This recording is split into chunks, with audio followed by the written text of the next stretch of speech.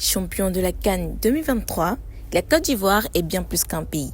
C'est un trésor de diversité, une terre d'hospitalité, de joie et surtout de culture. Découvrons ensemble ce joyau unique. Située sur la côte ouest africaine, la Côte d'Ivoire est limitée au sud par le Libéria, à l'ouest par la Guinée, au nord par le Mali et le Burkina Faso et à l'est par le Ghana. C'est un pays d'une superficie de 322 463 km² avec une population estimée à environ 30 millions d'habitants. La langue officielle de la Côte d'Ivoire est le français, mais le pays est riche en diversité linguistique avec plus de 60 langues parlées à travers ses différentes régions. La devise de la Côte d'Ivoire est Union, Discipline, Travail. La capitale politique et administrative de la Côte d'Ivoire est Yamoussoukro. Cependant, la capitale économique, Abidjan, reste la principale ville du pays. La monnaie utilisée localement est le franc CFA et son président actuel est son Excellence Alassane Ouattara. Souvent appelée Terre des Burnis, la Côte d'Ivoire a obtenu son indépendance le 7 août 1960 sous la houlette de feu Félix Houphouët-Boigny, qui fut le premier président de cette nouvelle république. Depuis, le 7 août est célébré chaque année comme fête nationale, marquant un symbole de fierté et de patriotisme. Les couleurs du drapeau ivoirien et leur arrangement symbolisent l'unité nationale et la diversité culturelle du pays.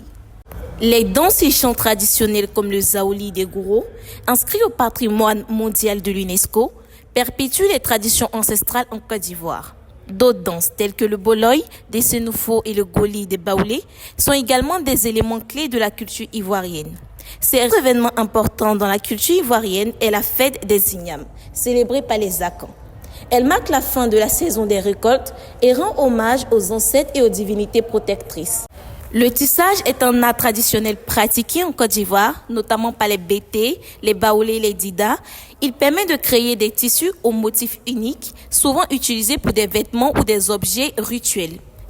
Les masques occupent une place importante dans la culture ivoirienne. Souvent sculptés dans le bois, ces masques représentent des esprits, des ancêtres ou des forces naturelles. Utilisés lors de rituels et de danses, ils sont un moyen de communiquer avec le monde spirituel et de préserver l'harmonie sociale. Chaque masque a sa propre symbolique et joue un rôle clé dans la vie communautaire. Le zouglou est un genre musical ivoirien qui, à travers ses rythmes dansants et ses textes engagés, reflète les réalités sociales et les exploits du peuple. Le coupé-décalé. Né dans les années 2000, le coupé-décalé est le genre musical de la fête et de l'innovation. Créé par Doug Saga et ses acolytes, ce style est marqué par des rythmes entraînants, des pas de danse uniques et une ambiance festive. Le coupé-décalé a traversé les frontières africaines et reste aujourd'hui un incontournable des soirées. Le rap ivoire est devenu la voix de la jeunesse, mêlant langue locale et sonorité moderne pour exprimer les réalités des jeunes. Des artistes comme Didi B, Suspect 95 et la Team Peya apportent une touche de modernité permettant aux jeunes de s'amuser tout en étant portés par des paroles percutantes et des rythmes entraînants, créant ainsi un véritable espace de joie et d'expression. La Côte d'Ivoire est une destination culinaire riche en diversité, regorgeant de mets incontournables. Parmi les plats les plus emblématiques figure le garba, un mets populaire à base de semoule de manioc et de thon frit, consommé au quotidien par de nombreux Ivoiriens. Le foutou, à base de bananes plantain ou de manioc, est un autre plat traditionnel généralement accompagné de sauces riches et savoureuses comme la sauce arachide ou la sauce graine. Cademans, situés dans les montagnes de l'ouest de la Côte d'Ivoire, sont un site naturel impressionnant. Le parc national de Taï, classé au patrimoine mondial de l'UNESCO, habite une biodiversité exceptionnelle et est un lieu de préservation important pour les espèces menacées.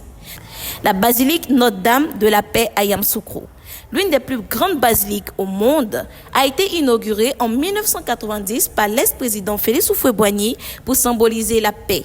Inspirée de la basilique Saint-Pierre de Rome, elle peut accueillir plus de 18 000 personnes et représente un lieu de prière majeur en Afrique, incarnant la foi chrétienne et l'unité